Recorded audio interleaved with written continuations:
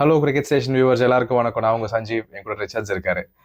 இன்னைக்கு மேட்ச் வந்து பாத்தீங்கன்னா Gujarat Titans versus Mumbai Indians. Hardik பாண்டியாவோட பழைய டீம், அப்போ இப்போ இருக்க டீம். ஒரு க்ளோஸ் கார்டஸாக இருக்கும்னு எதிர்பார்த்தோம் அகமதாபாத்தில். ஆனால் வந்து பார்த்தீங்கன்னா கிட்டத்தட்ட கடைசியாக நிறைய சேஸில் விக்கெட் கொடுத்துட்டு ஒரு ஒன் சைடு விக்டரியாக தான் வந்து அவங்க வந்து இதை வந்து கொடுத்துருக்காங்க. ஸோ ரிச்சர்ட்ஸ், என்ன நினைக்கிறீங்க? First pitch typical Ahmedabad wicket தானா? ஒரு 200 ஸ்கோர் வந்து கரெக்ட் தானா இதில்? அண்ட் மோர் ஓவர் நீங்கள் அந்த பிளேயிங் லெவன் பற்றி ஃபர்ஸ்ட் பேசுங்க, நம்ம அதுக்கப்புறம் பேசுவோம் மற்ற விஷயங்கள் எல்லாம். இது வந்து வழக்கமான ஒரு அகமதாபாத் பிச் கிடையாது செஞ்சு. இது இன்னைக்கு ஒரு பிளாக் சைடு விக்கெட் கொடுத்துருந்தாங்க. பவர் பிளேவில் பந்து வந்து புதுசாக இருக்கப்போ நல்லா ஸ்கிட் ஆகி பேட்டுக்கு வந்துச்சு. நெக்ஸ்ட் வந்து மிடில் ஓவர்ஸில் வந்து ஒரு மாதிரி பந்து வந்து பிச்சில் நல்லா கிரீப் ஆச்சு. ஸோ வந்து short pitch ball and cutters எல்லாம் உள்ள வந்து நல்லா எஃபெக்டிவாக இருந்துச்சு. ஸோ இந்த இடத்துக்கு பார்க்குறப்ப மிடில் ஓவர்ஸில் வந்து நீங்கள் விளையாடுறது கஷ்டங்கிறப்ப இந்த பிச் வந்து ஒரு வழக்கமான ஃப்ளாட் விக்கெட் கிடையாது. நெக்ஸ்ட் வந்து பிளேயிங் லெவன் அப்படின்னு பார்க்குறப்ப குஜராத் டைட்டன்ஸ்க்கு வந்து ஃபர்ஸ்ட் பேட்டிங் பண்ணதுனால ஒரு அட்வான்ஸ் இருந்துச்சு. அவங்க என்ன செஞ்சாங்க அப்படின்னா, எங்களுக்கு விக்கெட் கொலாப்ஸ் ஆனால் மட்டும்தான் ஒரு எக்ஸ்ட்ரா பேட்ஸ்மேன் வேணும், அதுக்கு மகிபால் லோம்ரர் அண்ட் அனுஜ் ராவத் இம்பாக்ட் பிளேயரில் வச்சுக்கிறோம், இல்லை நாங்கள் சரியாக விளையாடிட்டா நாங்கள் வந்து இம்பாக்ட் பிளேயர்லேருந்து ஒரு ஃபாஸ்ட் பவுலர் இஷாந்த் சர்மா இல்லைனா ஒரு ஸ்பின்னர் வாஷிங்டன் சுந்தரா கொண்டு வரேன்னு வச்சுருந்தாங்க. இந்த பக்கம் பார்த்தீங்கன்னா ஃபாரினர்ஸ் வந்து மும்பை இந்தியன்ஸில் வில் ஜாக்ஸுக்கு பதிலாக முஜிபுர் ரஹ்மான் ஸ்பின்னர் அப்படி மேட்ச் பண்ணாங்க. ஆனால் சிஎஸ்கே கூட ரொம்ப நல்லா பண்ண யங் ஸ்பின்னர் விக்னேஷ் புத்தூரை தூக்கிட்டு கேப்டன் ஹர்திக் பாண்டியா குதிச்சிருக்காரு. நீங்கள் முஜிபுர் ரஹ்மான் இடத்துல அந்த தம்பியவே விளையாட வைக்கலாமே, வில் ஜாக்ஸையும் பிளேஸ் பண்ணலாமே, ராபின் மின்ஸை தூக்கலாமே, ஏன் இந்த மாதிரி ஒரு பிளேயிங் லெவனை கொண்டு வந்தாங்க அப்படிங்கிறது புரியல. அது பின்னாடி பேசலாம் செஞ்சு. ஓவராலாக பார்க்குறப்ப பிளேயிங் லெவனில் இவங்க தான் நல்லா இருந்தாங்க, ஜிடி தான். ஃபர்ஸ்ட் மேஜர் கேள்வி என்ன பார்த்தீங்கன்னா, இந்த 200 அடிச்சு அந்த 190+ அடிச்சிருக்காங்கல்ல, அது வந்து பார் ஸ்கோர் தானா இந்த விக்கெட்ல? ரெண்டாவது வந்து பார்த்தீங்கன்னா, அவங்க பிளேயர்ஸ் எல்லாருமே நம்ம ஓப்பனிங்ல வந்து சாய் சுதர்ஷன்ல இருந்து இவராக இருக்கட்டும், சுப்மன் கில், அதுக்கப்புறம் வந்த பட்லர், ருதர்ஃபோர்டு, ஷாருக் கான் எல்லாருமே ஒரு 140 ஒரு 160 ஸ்ட்ரைக் ரேட்ல தான் அடிச்சிருக்காங்க. ஸோ இவ எப்படி கொண்டு போன விதம் கரெக்டாக இந்த இன்னிங்ஸை, அந்த 190 ஸ்கோர் வந்து எப்படி அபவ் பார் ஸ்கோரா இல்லை பார் ஸ்கோரா, என்ன நினைக்கிறீங்க நீங்க? இது பார் ஸ்கோரை விட கொஞ்சம் அதிகமாகவே அடிச்சிருக்காங்கன்னு சொல்லலாம். இங்கே 180 கூட ஒரு சவாலான ஸ்கோர் தான். ஏன் சொல்கிறேன் அப்படின்னு கேட்டிங்கன்னா, ஏற்கனவே சொன்னது தான். நீங்கள் புதுப்பந்து இதான பின்னாடி பவர் பிளேவுக்கு அடுத்து நீங்கள் இங்கே மிடில் ஓவர்ஸ் விளையாடுறது வந்து ஒன்றும் அவ்வளோ ஈஸியான விஷயம் கிடையாது. பந்து வந்து பிச்சில் கிரிப் ஆகுது. ஸோ வந்து பார்க்குறப்ப விக்கெட் இல்லாமல் அவங்க வந்து சாய் சுதர்ஷன் அண்ட் கேப்டன் கில் 2 பேரும் 66 ரன் பவர் பிளேவில் கொடுக்குறாங்க. அது இந்த விக்கெட்டில் ரொம்ப ரொம்ப நல்ல ஸ்டார்ட். அடுத்து நீங்க பாத்தீங்கன்னா அடுத்த 4 ஓவருக்கு ஒரு விக்கெட் கில்லோட விக்கெட் போகுது. ஒரு ஸ்லோ பால் தான், ஒரு மாதிரி ஷார்ட் பிச் லென்த்ல விழுந்து பந்து தான். அங்கிருந்து பாத்தீங்கன்னா 26 ரன் தான் கிடைக்குது. 10 ஓவருக்கு ஒரு விக்கெட் 92 ரன் அப்படின்னு வந்து ஜிடி நிக்கிறாங்க. ஆனா அங்கிருந்து 10 ஓவருக்கு என்ன செய்யறாங்கன்னா ரொம்ப நல்லாவே விளையாடுறாங்க. 104 ரன் எடுக்கிறாங்க. பட்லர் வந்து பார்த்தீங்கன்னா ஒரு 39 என்னமோ எடுத்திருப்பாரு. அவருக்கு வந்து ஒரு 160க்கு பக்கம் ஸ்ட்ரைக் ரேட் இருந்திருக்கும். அவருக்கு தான் இன்னைக்கு கொஞ்சம் அதிக ஸ்ட்ரைக் ரேட் இருந்திருக்கும்னு நினைக்கிறேன். அந்த பக்கம் சாய் சுதர்ஷன் வந்து பார்த்தீங்கன்னா அவர் வந்து ஒரு இந்தியன் மைக்கேல் அசி. அதாவது ஒரு மாதிரி அவர் என்ன கால்குலேஷன்ல போறாருன்னே முடியாது. அப்படியே பார்த்தீங்கன்னா பவர் பிளேவில் ஏதோ ரொம்ப அப்படியே பொறுமையா இருக்கிற மாதிரி தெரியும். ஆனால் பவர் பிளேலாம் முடிஞ்சு ஃபீல்டிங் ஸ்ப்ரெட் ஆனதும் அவர் விளையாடுறது வந்து ரொம்ப அக்ரஸிவா இருக்கும். 6 பவுண்டரின்னு அங்கே இங்கேன்னு போகும். இன்னைக்கு கூட பார்த்தீங்கன்னா பவர் பிளே முடிஞ்சு அவர் மிட் விக்கெட்டில் எடுத்தடிச்ச 6 எல்லாம் பார்த்தீங்கன்னா ரொம்ப பிரமாதமாக இருந்துச்சு. அதுவும் பவர் பிளேவில் ட்ரெண்ட் போல்ட்டு ஒரு நக்கிள் பால் போடுறாரு. அவ்வளோ நேரம் ஒரு 135 போட்டுட்டு இருந்த ஒரு பவுலரை அவர் ஒரு நக்கிள் பாலுக்கு வந்ததை அவ்வளோ பர்ஃபெக்டாக பிக் பண்ணி அதை லெக் சைடு வந்து பார்த்தீங்கன்னா ஒரு பவுண்டரி ஆடி இருப்பார். டிரைவ் அருமையாக இருக்கும் அவர் பேட்டிங்கு. சாய் சுதர்ஷன் இன்னைக்கு அவங்க இந்த இடத்துக்கு வந்த ஸ்கோருக்கு இந்த பிச்சில் வந்திருக்காங்கன்னா அதுக்கு சாய் சுதர்ஷன் வந்து ரொம்ப ஒரு முக்கியமான காரணம். ஓவராலாக ஜிடியோட பேட்டிங் வந்து ரொம்ப நல்லா இருந்துச்சு. அடுத்து இந்த பக்கம் நம்ம பார்த்தோமா ஹர்திக் பாண்டியாவுடைய கேப்டன்சி அப்படின்னு பார்க்குறப்ப இன்னைக்கு அந்த புது தம்பி சத்யநாராயண ராஜுக்கு வந்து அவர் கஷ்டப்படுறாரு, அவர் கொஞ்சம் நர்வஸாகவும் இருக்காரு, அவர்கிட்ட ரன்ஸ் வந்து லீக் ஆகுது. ஆனால் இன்னைக்கு தேதிக்கு ஒயிட் பால் கிரிக்கெட்டில் லெஃப்ட் ஹேண்ட் ஆர்த்தடாக்ஸில் நம்பர் 1 பவுலர்னு சொல்லலாம் மிச்சல் சாண்ட்னருக்கு. அவர் 3 ஓவருக்கு ஒரு 25 ரன் நிற்கிறாரு. ஆனால் அவருடைய ஸ்பெல்லை வந்து ஹர்திக் பாண்டியா ஏன் ஃபினிஷ் பண்ணல அப்படிங்கிறது வந்து புரியல. அது ஒரு விஷயம் அங்கே உறுத்தலாகவே இருந்துச்சு. ரெண்டாவது பவுலிங் ரொட்டேஷன் அப்படின்னு பார்க்குறப்ப அதுக்குள்ளே ஒன்றும் பெரிய தப்பு அப்படிங்கிற மாதிரி நமக்கு பெருசாக தெரியல. ஏன்னா இவரே பந்தை வந்து மிடில் ஓவரில் தான் கையில் எடுக்கிறாரு.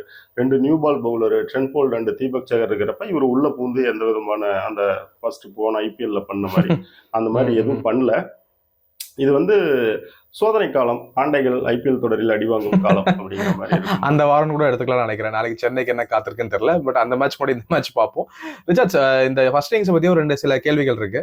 ஷேன் ரதர்ஃபோர்ட் போன மேட்ச் வந்து கொஞ்சம் சரியா ஆடலன்னு சில விமர்சனங்களா இருந்தது. இந்த மேட்ச் வித்தியாசமா ஆடி நல்ல பேர் எடுத்திருக்காரு. அவங்க கிட்ட என்ன நினைக்கிறீங்க?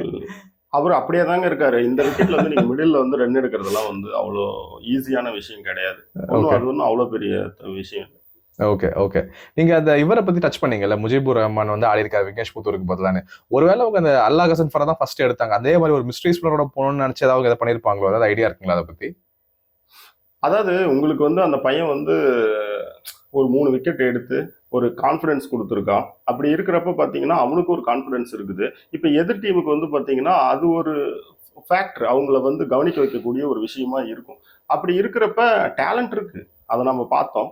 நீங்க இன்னும் கொஞ்சம் வந்து ஏதாவது ஃபைன் டியூன் பண்ணி போன மேட்ச்ல ஏதாவது அந்த லூஸ் பால் விழுந்திருந்தா கூட ஏதாவது இது பண்ணி நீங்க திரும்ப அந்த பையனையே கொண்டு வரப்ப அது உங்களுக்கு வந்து ஒரு நல்லா இருக்கும், நல்ல விஷயமா இருந்திருக்கும். முஜிபுர் ரஹ்மானை நீங்க வெளியே வைக்கலாம், அந்த தம்பி உள்ள வைக்கலாம், வில் ஜாக்ஸை வந்து கண்டினியூ பண்ணலாம், ராபின் மின்சன் பண்ணலாம், அந்த இடத்துக்கு ஹர்திக் பாண்டியாவெல்லாம் இந்த மாதிரி விஷயங்கள்லாம் செய்யலாம். அவங்க பேட்டிங் ஆர்டரும் இன்னும் ஸ்ட்ராங்கா இருந்திருக்கும். ஆனா அவங்க இத்தனையும் செய்ய முடிஞ்சு ஏன் செய்யல அப்படின்னு தான் தெரியும். சரி, பார்க்கலாம். எல்லா திங்க் டேங்க்கும் கொஞ்சம் பண்ண வேண்டிய வேலைக்கு இருக்கு. முக்கியமா இந்த ஆண்டைகளுக்குலாம் வந்து நிறைய இந்த வேலை இருக்கு நினைக்கிற திங்க் டேங்க்கு. சரி ரிச்சர்ட்ஸ், நம்ம அடுத்த இன்னிங்ஸ் பத்தி போயிடுவோம். பட் நான் கேட்க வேண்டிய கேள்விகள் நிறைய இருக்கு. நீங்க மொத்தமாவே கவர் பண்ணுங்க.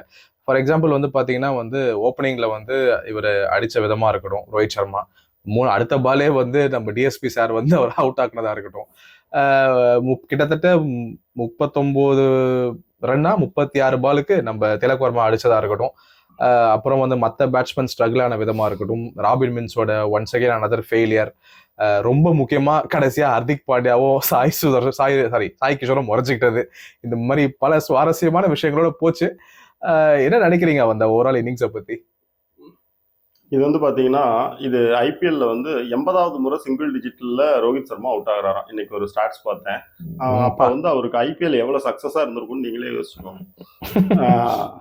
நெக்ஸ்ட் இன்னொன்று பார்த்தீங்கன்னா 36 பாலுக்கு 39 ரன் திலக் வர்மா. நான் தான் சொன்னேன்லங்க, இந்த விக்கெட் வந்து செகண்ட் ஹாஃப்ல இன்னுமே வந்து விளையாடுறது கொஞ்சம் கஷ்டமாக தான் இருந்துச்சு. அதனால வந்து திலக் வர்மா கண்டினியூவாக எந்த டீமில் விளையாண்டாலும் நல்லா விளையாண்டுருக்க ஒரு பிளேயர். அவர் மேலே வந்து ஒரு மாதிரி ஸ்ட்ரைக் ரேட்டு அது இதுன்னு சொல்லி ஹெவி ப்ரெஷர் போட முடியாது. இன்னைக்கு ஒரு மேட்ச் வந்து தவறி இருக்கு, நம்ம அப்படி தான் பார்க்க முடியும். தொடர்ந்து சொதப்புறவங்களை 4 வார்த்தை ஏதாவது சொல்லலாம், அந்த தம்பி நம்ம என்ன சொல்ல முடியும்.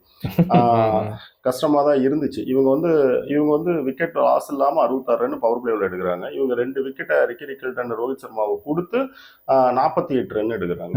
ஸோ அங்கேயே பார்த்தீங்கன்னா 2 விக்கெட்டும் அதிகமாக இருக்கு, 18 ரன் கம்மியாக இருக்கு. அப்போ இந்த மாதிரி விக்கெட்ல வந்து பார்த்தீங்கன்னா நீங்க பவர் பிளேவில் குயிக்காக எந்த அளவுக்கு ஸ்கோர் பண்ணிக்கிறீங்களோ அது நீங்க டார்கெட்டை நோக்கி போறதுக்கு வந்து உங்களுக்கு கொஞ்சம் ஈஸியாக இருந்திருக்கும்.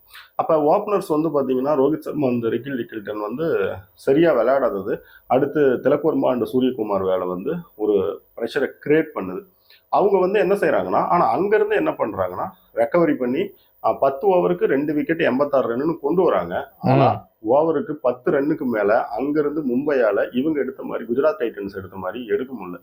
அதுக்கு என்ன முக்கியமான காரணம்னு பாத்தீங்கன்னா, கில் வந்து ஃபர்ஸ்ட் மேட்ச்ல கேப்டனா பவுலிங் ரொட்டேஷன்ல என்ன தப்பு பண்ணியிருப்பாருன்னா, அர்ஷத் கான் எல்லாம் கூப்பிட்டு வந்து 5வது ஓவர்ல உள்ள விட்டு தேவையில்லாத ஒரு குழப்பத்தை உருவாக்கி இருப்பாரு. ரபடாவுக்கு வந்து அவங்களுடைய ஸ்ட்ரைக் பவுலருக்கு பவர் பிளேவில், அதாவது டெத்துக்கு போகக்கூடிய பவுலருக்கு பவர் பிளேவிலேயே 3 ஓவரை காலி பண்ணியிருப்பாரு. இந்த மாதிரி வேலைலாம் சிலது செஞ்சிருப்பாரு. ஆனா இன்னைக்கு என்ன பண்ணாருன்னா, யாரை பவர் பிளேவில் 3 ஓவருக்கு போக வேண்டுமோ சிராஜ் 3 ஓவருக்கு போக விட்டாரு. சிராஜுக்கு 3 ஓவர் கொடுத்துட்டு மீதி 3 ஓவரை எப்படி வந்து பிரிச்சாரு அப்படின்னா, ரபடாவுக்கு ஒன்று, இந்த பக்கம் பார்த்தீங்கன்னா இஷாந்த் சர்மாவுக்கு ஒன்று, ரஷீத் கானுக்கு ஒன்று அப்படின்னு கொடுத்து பவர் பிளேவை வந்து ரொம்ப டீசெண்டாக முடிச்சார். இஷாந்த் சர்மா இன்னைக்கு உள்ள அந்த பவர் பிளே ஓவரில் 2 ரன் தான் கொடுத்துருந்தாரு. ஸோ அவங்களுக்கு பவர் பிளேவில் வந்து என்னன்னு பார்த்தீங்கன்னா, அன்னைக்கு அர்ஷத் கான் இன்னைக்கு இஷாந்த் சர்மா ஒரு சீனியர் பவுலர் இருந்தது வந்து அவங்களுக்கு பவர் பிளேவில் அங்கே ஒரு ஓவரை வச்சு மேக்கப் பண்ணுறதுக்கு அவங்களுக்கு நல்லா இருந்துச்சு. நம்ம டிஎஸ்பியை வந்து பவர் பிளேவில் 3 ஓவருக்கு தள்ளினார். ஒரு நல்ல பவுலர் நல்லா போயிட்டு இருக்கு உங்க கையில பார்த்தீங்கன்னா, ஒரு தரமான ஃபாஸ்ட் பவுலர்ஸே 4 பேர் இருக்கிறப்ப நீங்க ஒரு பவுலரை வந்து பாத்தீங்கன்னா பவர் பிளேல 3 ஓவருக்கு தாராளமா தள்ளலாமே, ஒன்றும் தப்பே கிடையாது. ஆனா அந்த பவுலர் வந்து பாத்தீங்கன்னா டெத்ல உங்களுக்கு கட்டாயம் வரக்கூடிய பவுலரா இருந்தா மட்டும்தான் அப்படி பெருசா தள்ளக்கூடாது. அப்ப வந்து என்ன செய்யறாங்கன்னா, அந்த பவர் பிளேவிலேயே அவங்களுடைய இப்ப இந்த ஒரு மாதிரியான இந்த திட்டம் எல்லாமே ரொம்ப கரெக்டா இருந்துச்சு. அங்க இருந்து அவங்க என்ன செய்யறாங்கன்னா, கண்டினியூவா அவங்கள வந்து பிடிச்சிக்கிட்டே இருக்கிறாங்க, இறுக்கி பிடிச்சிக்கிட்டே இருக்கிறாங்க, எங்கேயுமே அவங்களை ரிலாக்ஸ் பண்ணவே விட மாட்டேங்கிறாங்க. இதுல மேலே வரப்போ பார்த்தீங்கன்னா பிரசித் கிருஷ்ணாவை வந்து அவங்க 12வது ஓவருக்கு மேலே 13வது ஓவரில் தான் கொண்டு வராங்க. அது வந்து உண்மையாலுமே மற்ற டீம் இப்படி ஒன்று செய்யுமானே நம்மளாம் யோசிக்க முடியாது. ஏன்னா அவரெல்லாம் பவர் பிளேவிலேயே 2 ஓவர் கொடுத்து அவர் அந்த இடத்துலயே வைப்பாங்க. அதுக்கு மேல மிடில் ஓவர்ஸ்க்கு தான் அவரை யூஸ் பண்ணுவாங்க. முடிஞ்ச வரைக்கும் டெத்து கூட அவரை கொண்டு வர மாட்டாங்க. ஆனா இன்னைக்கு என்ன செஞ்சாங்கன்னா 13வது ஓவர்ல கொண்டாந்து இறக்கி விட்டாங்க. இன்னைக்கு அவர் அங்க எஃபெக்டிவா இருக்கிறதுக்கு முக்கியமான காரணம் என்னன்னா, அவர் பொதுவா ஒரு மாதிரி ஒரு ஷார்ட் லென்த் அடிப்பாரு பாத்தீங்களா? இந்த பிச்சில் அது எஃபெக்டிவா இருக்கும். நம்மளுடைய திலக் வர்மாவுக்கு ஓவர் த ஸ்டெம்ப்ல இருந்து 2 பால் அடிப்பாரு. அந்த பால் டாட் பால் விழும். உடனே ரவுண்ட் த ஸ்டெம்ப் வந்துட்டு என்ன பண்ணுவாருன்னா, இந்த முறை பந்த வேகமா போட்ட மாட்டார், கட்டர் போடுவார், ஸ்லோ பால் போடுவார். இந்த விக்கெட்ல அந்த ஸ்லோ பாலை எடுத்து மிட் விக்கெட்டுக்கு மேல அடிக்க ட்ரை பண்ணி என்ன பண்ணுவாருன்னா கேட்ச் கொடுப்பாரு திலக் வர்மா. அடுத்து நீங்க மறுபடியுமே வந்து ஹர்திக் பாண்டியா வரைக்குமே அவர் எடுக்கக்கூடிய விக்கெட் எல்லாமே பாத்தீங்கன்னா ஸ்லோ பால்ல அந்த ஷார்ட் லென்த்ல அப்படிதான் அந்த விக்கெட் எல்லாம் பெரும்பாலுமே கிடைக்கும். ஸ்லோ பால் அந்த மாதிரி ஒரு மாதிரி கட்டர்ஸ், ஸ்லோ பால்ஸ், அந்த ஷார்ட் பிச் லென்த்ல அடிக்கிறதுலாம் இன்னைக்கு வந்து பாத்தீங்கன்னா 4 ஓவருக்கு 18 ரன் தான் பிரசித் கிருஷ்ணா. ஸோ இன்னைக்கு அவங்க என்ன பண்ணாங்கன்னா, அது அவங்களுடைய ஹோம் கண்டிஷன், அவங்களுடைய விக்கெட்டு, அது இல்லாமல் இவங்க ஃபர்ஸ்ட் பேட்டிங் பண்ணியிருந்தாங்க. ஸோ அவங்களுக்கு அங்கே எல்லாமே தரவா தெரியுது இந்த பிச் எப்படி இருக்கு அப்படின்னு சொல்லி அதை நீட்டாக as is Nehra and captain Gill 2 பேரும் சேர்ந்து அழகாக யூஸ் பண்ணிக்கிட்டாங்க. அவங்க பவுலரை கரெக்டாக ரொட்டேஷன் பண்ணி கொண்டு வந்தாங்க. ஆனாலுமே பவர் பிளேவிலலாம் நல்ல ரொட்டேஷன் இருந்துச்சு, மிடில் ஓவர்ஸ்லேயும் நல்ல ரொட்டேஷன் இருந்துச்சுன்னா கூட இன்னைக்கு 2 ஓவருக்கு ரஷீத் கான் 10 ரன், அந்த பக்கம் 4 ஓவருக்கு நம்ம சாய் கிஷோர் வந்து பார்த்தீங்கன்னா 37 ரன், 1 விக்கெட்டு. ஆனா ஏன் வந்து ரஷீத் கானை இன்னும் மேல போகல? 10 ரன் கொடுத்துருக்கிற ரஷீத் கானை ஏன் நீங்க ரொட்டேஷனே பண்ணல?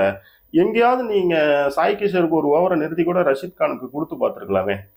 ரஷீத் கான் 10 ரன் தான் கொடுத்துருக்காரு. ரஷீத் கான் யாரும் நமக்கு எல்லாமே தெரியல. அது வந்து கில்லி ஏன் அப்படியே அமைதியா இருந்தாரு அப்படிங்கிறது தான் எனக்குமே புரியல. இந்த பக்கம் மிச்சல் சார்னருக்கு இவர் முடியல, இந்த பக்கம் ரஷீத் கானுக்கு இவர் முடியல. சரியா, ஆனா ரிசல்ட் பாத்தீங்கன்னா ரொம்ப நல்ல ரிசல்ட்டே வந்திருக்குல்ல. ஒரு 30 ரன்னுக்கு மேல ஜெயிச்சிருக்காங்க. ஜிடிஏ சொல்லணும்னா பிளான்ஸ் பக்காவா இருந்தது, பேட்டிங்லயும் பக்காவா இருந்தது, இந்த பக்கம் பவுலிங்க்கு வரப்பையும் பக்காவா இருந்தது. அந்த விக்கெட்டை நல்லா புரிஞ்சுக்கிட்டாங்க. புரிஞ்சதுக்கு அவங்களுக்கு கிடைச்சது. ஹர்திக் பாண்டியாவுமே அங்க நின்றுக்கிட்டு கதகளி ஆடணுங்கிறதெல்லாம் ஒன்றும் கிடையாது. இப்பதான் பாத்தீங்க ஒயிட் பால் கிரிக்கெட்ல நல்லா தான் விளையாண்டுருந்தாரு. ஆனா ஹர்திக் பாண்டியா அந்த இடத்துல வந்து ஒரு முக்கியமான கட்டத்துல 16, 17, 18ன்னு அப்படியே ரன் ரேட் வந்து ஏறிக்கிட்டே இருக்கு.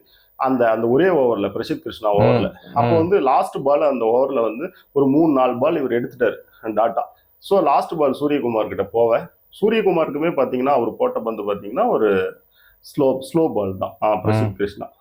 அதை பிக் பண்ண முடியாம தான் போய் இவர் டாட் பால் எடுத்ததுடைய ப்ரெஷர் சூரியகுமாருக்கு மேலே ஏறி தான் அவருமே அவுட் ஆவாரு. அப்புறம் நீங்க சொன்னீங்களே சாய் கிஷோர் தன்னுடைய முன்னாள் கேப்டனுடன் மோதினார் அந்த சம்பவம். எப்படியுமே கிரவுண்ட விட்டு வெளியே போறப்ப ஏதாவது ஒரு ஃபார்மாலிட்டிஸ், அது வந்து முஸ்தபா ஃபார்மாலிட்டிஸ் எல்லாம். ஆமா இன்னைக்கே வந்து பாத்தீங்கன்னா அது அப்போ வந்து கட்டி பிடிச்சி இந்த மாதிரி எல்லாம் வந்து கை கொடுக்கும்போது கட்டி பிடிச்சி ஹார்திக் பாண்டியா அவர் பேசுறது என்ன, 2 பேர் சிரிக்கிறது என்ன, அது கிரவுண்டுக்குள்ள ஹீட் ஆஃப் த மொமெண்ட் சொல்றதா இல்ல சும்மா முறைச்சிட்டாங்களான்னு சொல்றதா இல்ல. அதாவது இல்ல ஆக்சுவலி என்னன்னா எமோஷன்ஸ் எல்லாம் வந்து நீங்க கேம்ல இல்லாமலாம் ஒண்ணுமே அது கேமே கிடையாதுங்க. ரோபோவா விளையாடுறாங்க, மனுஷன் தானே விளையாடுறானுங்க. அதெல்லாம் ஆக்சுவலி இருக்கும். அது ஒரு லிமிட்டுக்குள்ள இருக்கிறப்போ இந்த மாதிரி இருந்தா ஓகே தான், அது ஒன்றும் பெரிய தப்பு கிடையாது. Okay Richards, okay. ஸோ இதுதான் வந்து ஓவராலா அந்த மேட்ச். ஸோ ரிச்சர்ட்ஸ், நீங்க என்ன நினைக்கிறீங்க? ஸோ இதுக்கப்புறம் போக போக வந்து ஜிடி கிட்ட இருந்து ஒரு பெட்டர் பெர்ஃபார்மன்ஸ் எதிர்பார்க்கலாமா? மும்பை கிட்ட இருந்து ஒரு பயங்கரமான 11 எதிர்பார்க்கலாமா? சேஞ்சஸ் உங்க கருத்து என்ன? எதிர்பார்க்கலாம். இப்ப இருக்கிறதுலே பாத்தீங்கன்னா ராபின் மின்ஸ் வெளியே, விக்னேஷ் புதூர் உள்ள, அதுக்கப்புறமேல் முஜிபுர் ரஹ்மான் வெளியே, அந்த மாதிரி பாத்தீங்கன்னா நிறைய விஷயங்கள் மாறுறப்ப இன்னுமே அவங்க வந்து ஸ்ட்ராங்கெல்லாம் ஆக முடியும். அவங்க வந்து பேட்டிங் அண்ட் பவுலிங் யூனிட் இன்னும் ஸ்ட்ராங் பண்ண முடியும். என்னை பொறுத்த வரைக்கும் நம்ம ஏற்கனவே சொன்னதாங்க, பஞ்சாப் எங்களையே அவங்க மன்னிச்சு விட்டுட்டாங்க. ரூடர் போடாலதான் நாங்களே ஜெயிச்சோம். Okay okay. ஏன்னா அவங்ககிட்ட ரொம்ப ஸ்ட்ராங்கான பேட்டிங்கை விட பவுலிங் யூனிட் வச்சிருக்காங்க. என்னை பொறுத்த வரைக்குமே நீங்க நல்ல பவுலிங் யூனிட் வச்சிருந்தீங்கன்னா நீங்க உண்மையாலுமே ஐபிஎல் போற எந்த ஐபிஎல் இல்ல பெரிய T20 லீக்ல எல்லாத்துலயுமே நீங்க நல்ல டப் பண்ணணும், நல்ல ஃபைட் பண்ணணும். Okay okay okay Richards, I think இன்னைக்கு மேட்ச்க்கு அனாலிசிஸ் நம்ம முடிச்சிட்டோம். இதுக்கப்புறம் எப்படி என்ன சேஞ்சஸ் கொண்டு வராங்க இந்த 2 டீம்ஸ்ன்றதை நம்ம பொறுத்திருந்து குழப்போம். நாளைக்கு இன்னொரு ஆண்டையோட மான்கொம்பு ஃபைட் இருக்கு. ஆமா சாதா மான்கொம்பு ஃபைட் இல்ல, நாளைக்கு தோத்தாங்க வச்சுக்கோங்களேன், அவ்வளவுதான். ஏற்கனவே சென்னையை பொழந்துட்டு இருக்காங்க நேத்துல இருந்து. நாளைக்கும் தோத்தாங்க வச்சுக்கோங்களேன், அப்படியே ரத்தம் வெள்ளமா போயிடும் நினைக்கிறேன் சோசியல் மீடியாவே. நம்ம பொறுத்திருந்து பார்ப்போம் ரிச்சர்ட்ஸ். பார்க்கலாம். ஓகே, தேங்க்யூ ரிச்சர்ட்ஸ் உங்க அனாலிசிஸ்க்கு. தேங்க்யூ சஞ்சு.